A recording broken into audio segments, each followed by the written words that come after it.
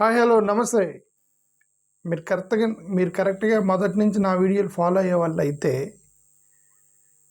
మీకు తెలుసు. నేను ఇప్పటికి 2-3 వీడియోల్లో చెప్పాను, త్వరలో నితీష్ కుమార్ అయిపోతాడు బీజేపీ చేతిలో, తర్వాత టీడీపీ అయిపోయిద్ది అని చెప్పాను గతంలో. ఓకే, అంటే టార్గెట్ చేస్తారు, అయిపోయింది అంటే అంత ఈజీ కదా. టీడీపీ అనేది చాలా స్ట్రాంగ్ ఉంది ఆంధ్రప్రదేశ్లో. నితీష్ కుమార్ కూడా చాలా స్ట్రాంగ్. 25 సంవత్సరాలు ముఖ్యమంత్రి చేసినాడు, ఇంకేం స్ట్రాంగ్. టీడీపీ చేయలేదు కదా 25 సంవత్సరాలు కంటిన్యూస్గా. బాల ఠాక్రే లాంటి వాళ్ళు 25 సంవత్సరాలు, వాళ్ళు చాలా సంవత్సరాలు బాంబేని గ్రిప్పులో పెట్టుకున్నారు, వాళ్ళు కొలాప్స్ అయిపోయారు కదా. కాబట్టి టీడీపీ మేము స్ట్రాంగ్, మాకేం కాదని ఒక మోసధోరణి పద్ధతిలో ఉంటే వాళ్ళకి ఎప్పటికైనా ప్రమాదమే. భారతీయ జనతా పార్టీ ఎలియన్స్ పెట్టుకొని ఎలియన్స్లో ఉన్న ఎల్లీస్ని మింగి తాను పైకి రావడం అనేది భారతీయ జనతా పార్టీ చేసేటువంటి పొలిటికల్ స్ట్రాటజీ చాలా రోజుల నుంచి. సరే, ఇప్పుడు మీకు నేను గతంలో అనుకునేవాడిని, అరే ఈ బీజేపీ వాళ్ళు ఆంధ్రప్రదేశ్లో పెరిగితే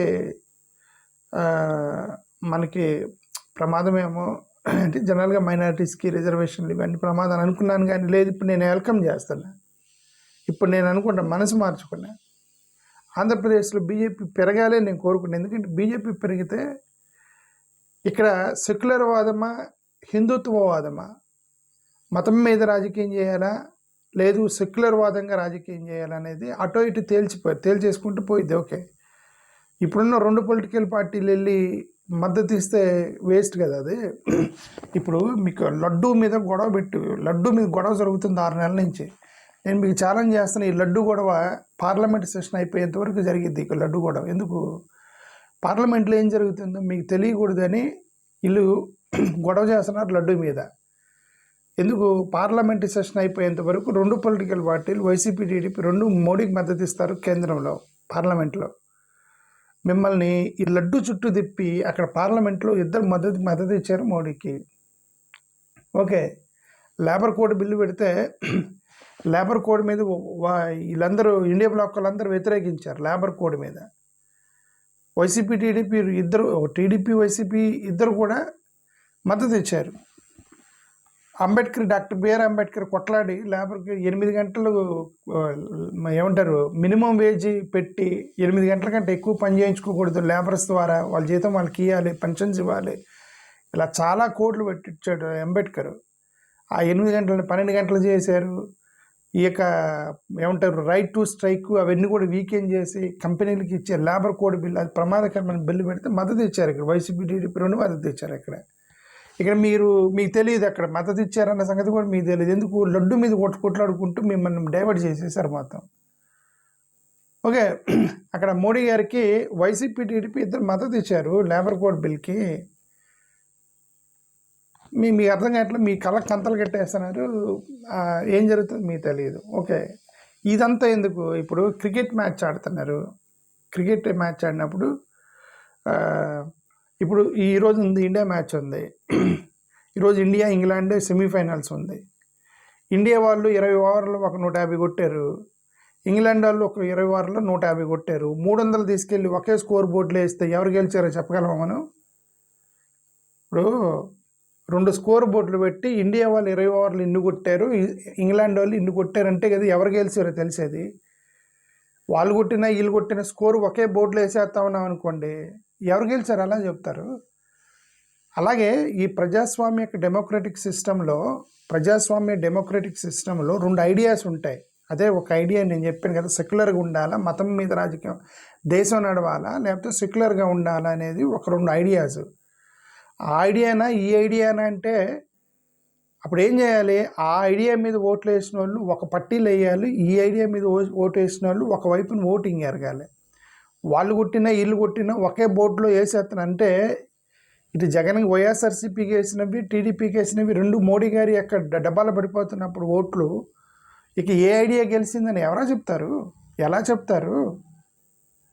చెప్పలేం కదా, మనం చెప్పలేము. అదే అసలు ఎన్నికలు పెట్టడం దండగా. మన అదృష్టం ఏంటంటే అసెంబ్లీతో పాటు పార్లమెంట్ ఎన్నికలు జరుగుతున్నాయి కాబట్టి అదృష్టం, లేదంటే డబ్బులైన వేస్ట్ అయిపోయేది. పార్లమెంట్ ఎన్నికలు పెట్టడం వేస్ట్ కదా. ఎందుకు, 25కి 25 ఎంపీలు మోడీకి మద్దతు ఇస్తున్నప్పుడు ఇక ఎన్నికలు వేస్ట్ కదండి, డబ్బులు వేస్ట్, ఇంతమంది వ్యవస్థ అక్కడ సెక్యూరిటీలు పెట్టి ప్రజలు మొత్తం కూడా లైన్లో నిలబడి పాపం ఎంపీలు డబ్బులు ఖర్చు పెట్టుకొని ఎందుకు? What is the use?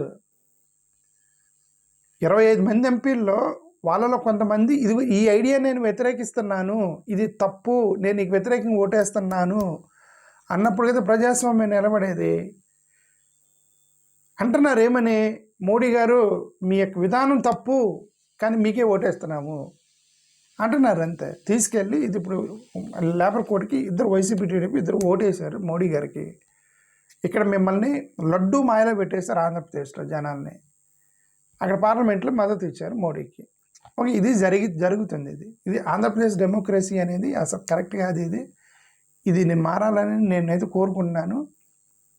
నా మాట ఎవడింటాడు నా మాట?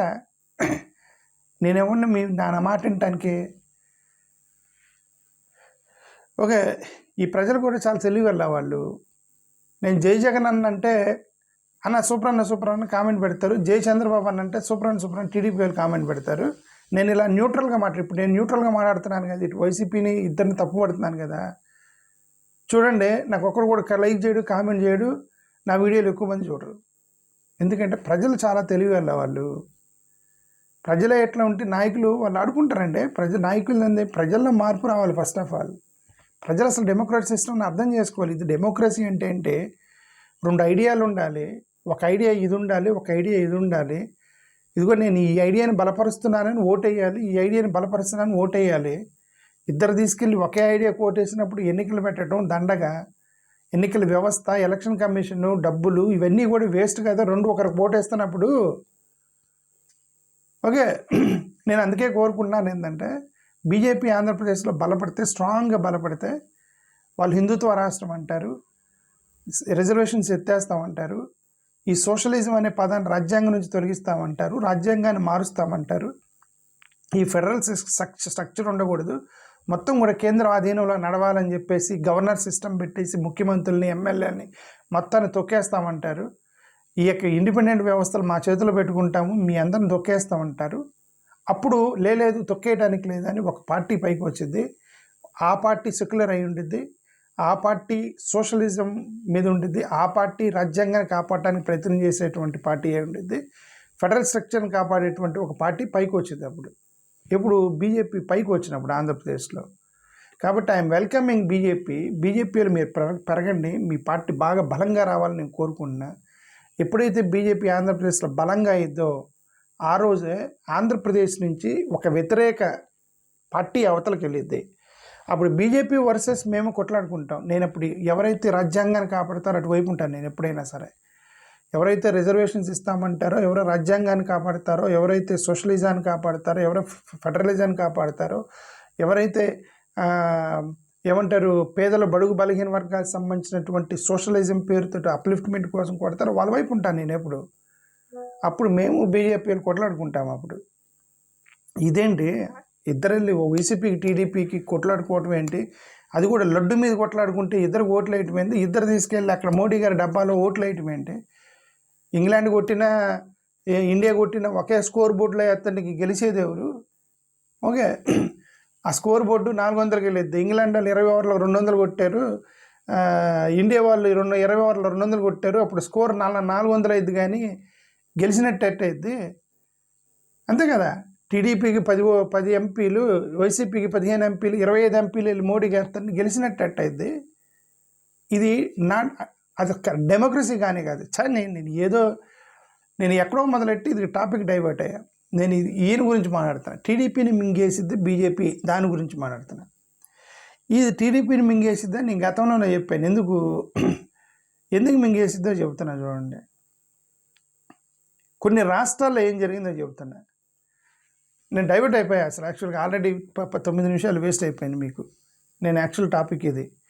మహారాష్ట్రలో 1990లో మహారాష్ట్రలో భారతీయ జనతా పార్టీ అనేది శివసేన వాళ్ళ దగ్గరికి వెళ్ళి, సార్ మనం పొత్తు పెట్టుకుందాము, నాకు కొన్ని సీట్లు ఇవ్వండి చాలు మాకు అని వాళ్ళని అడుక్కున్నారు. ఎవరు?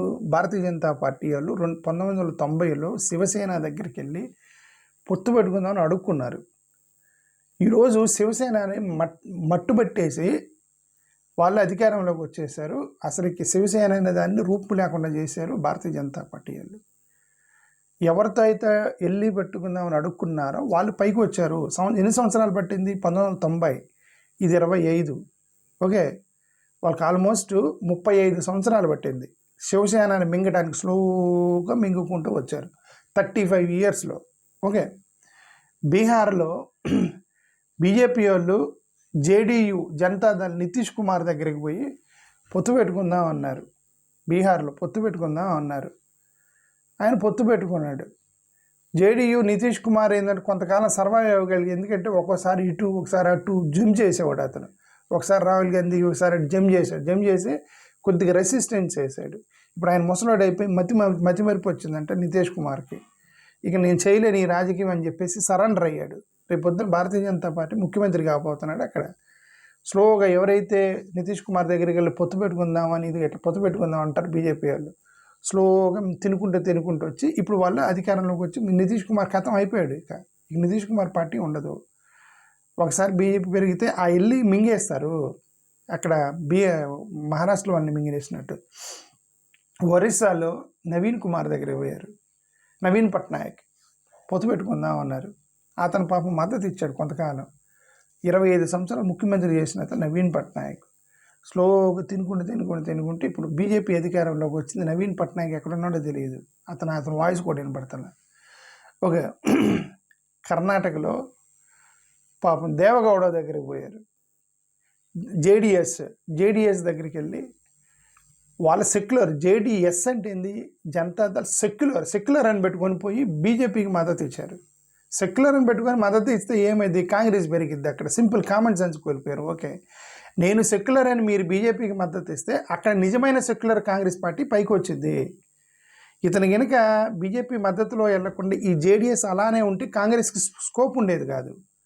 ఇతను సెక్యులర్ అని పెట్టుకొని ఇప్పుడు బీజేపీలో చేరాడు. ఇతను మద్దతు ఇచ్చాడు. ఇతను ప్రజల్లో అనుమానం వచ్చేసింది, ఇదేంటైనా జేడిఎస్ సెక్యులర్ అని పెట్టాడు, బీజేపీ మద్దతు ఇచ్చాడు, లేదు ఇది కాంగ్రెస్ బెటర్ అని కాంగ్రెస్ని లేపారు. అక్కడ కర్ణాటకలో కాంగ్రెస్ పైకి వచ్చేసింది. ఇతను వెళ్ళి జేడిఎస్ దగ్గరికి వెళ్ళి పొత్తు పెట్టుకుందాం అన్నాడు. స్లోగా ఏమైంది, ఇప్పుడు యడ్యూరప్ప గారితో ఫస్ట్ సౌత్ ఇండియాలో ఫస్ట్ బీజేపీ ముఖ్యమంత్రి యడ్యూరప్ప, ఆయన చేశారు జేడిఎస్ వాళ్ళు. పోయింది, కథం అయిపోయింది. కర్ణాటకలో, పంజాబ్లో శిరోమణి అకాలి దగ్గరికి పోయింది. శిరోమణి అకాలి దగ్గర పొత్తు పెట్టుకుందాం అన్నారు.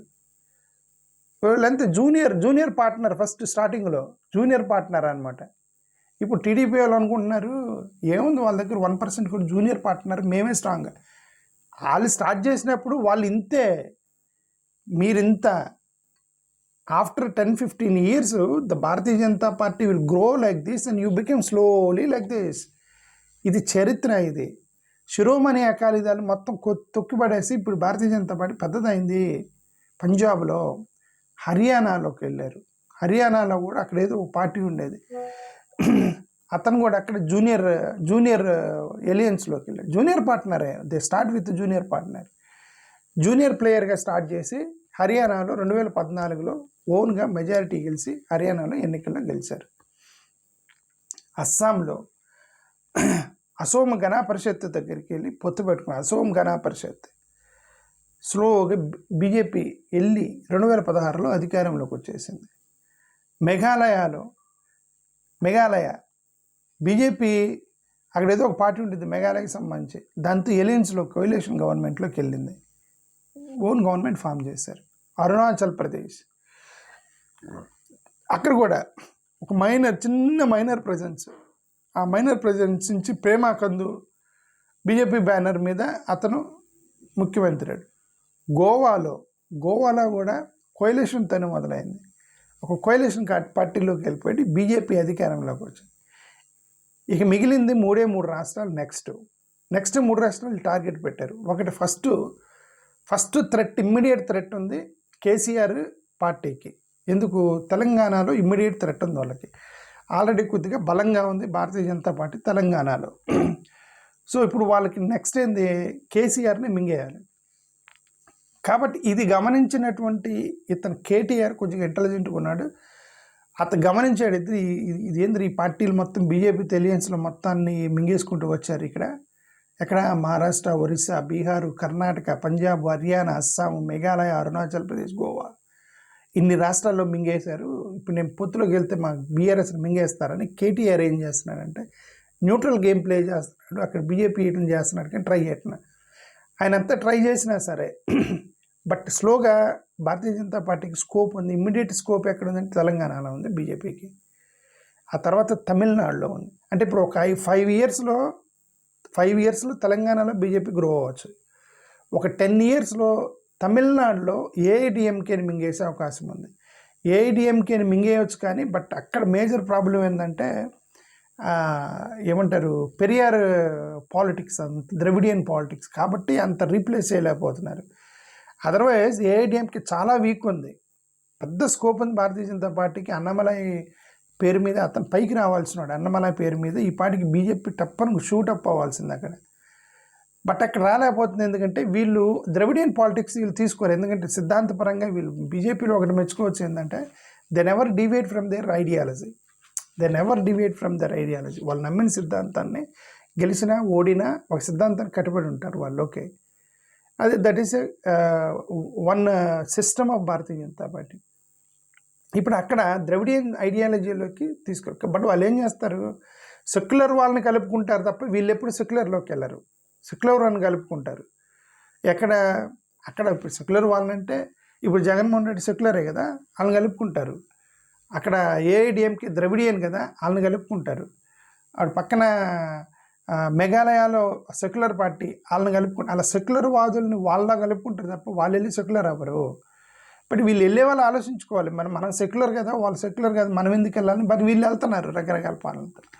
వాట్ ఎవర్ నేనేమన్నానంటే అక్కడ నెక్స్ట్ ఇమ్మీడియట్ టార్గెట్ తెలంగాణ. 5 ఇయర్స్లో బీజేపీకి స్కోప్ ఉంది.